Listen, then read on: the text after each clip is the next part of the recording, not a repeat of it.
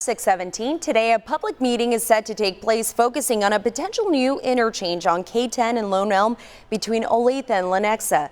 The Kansas Department of Transportation is hosting the meeting, and it comes on the heels of a petition that you see right behind me from homeowners who are concerned about the interchange, that is, citing safety, traffic, and noise concerns. As a voice for everyone, I spoke to people who are asking KDOT and city leaders to reconsider this proposal, and I got an update on where this proposed interchange stands. Whitney Royer lives by Lone Elm in Lenexa and uses this road every day. It's so walkable, bikeable. We feel safe sending our kids out to ride their bikes along the streets. Alexis Getzloff also lives in Lenexa and uses Lone Elm to take her kids to school. We love living here, and we really want to continue to expand our beautiful, walkable, amazing community. But they fear a proposed interchange along Lone Elm and K-10 will impact their day-to-day. Here's why. To the north of the proposed interchange is Manchester Park Elementary School. To the south, before College Boulevard, Olathe Northwest Prairie Trail Middle School, Meadow Lane Elementary School, and a learning center.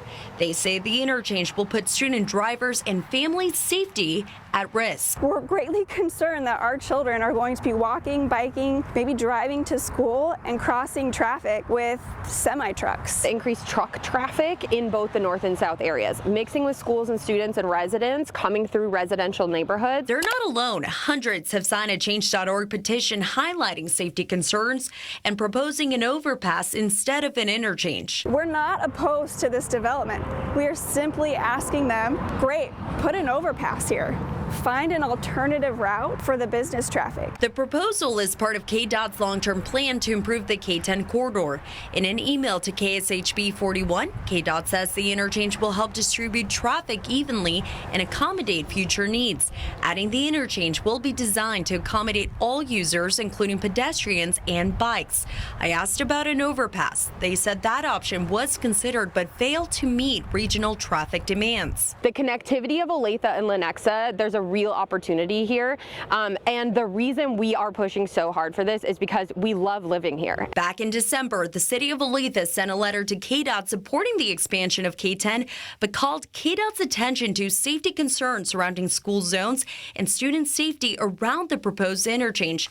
In that same letter, the city of Olathe called out KDOT for prioritizing economic development in Lenexa over safety issues and asked KDOT to take responsibility for costs necessary to correct these concerns and mitigate semi-truck traffic.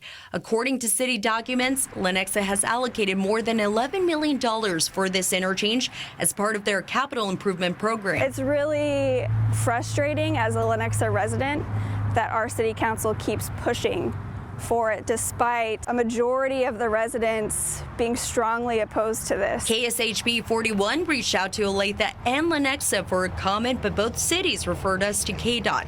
KDOT says the goal of public meetings surrounding this project is for people living in these neighborhoods to gain a better understanding of the project and address concerns. We're saying no, and we're going to keep saying no until that first shovel hits the ground.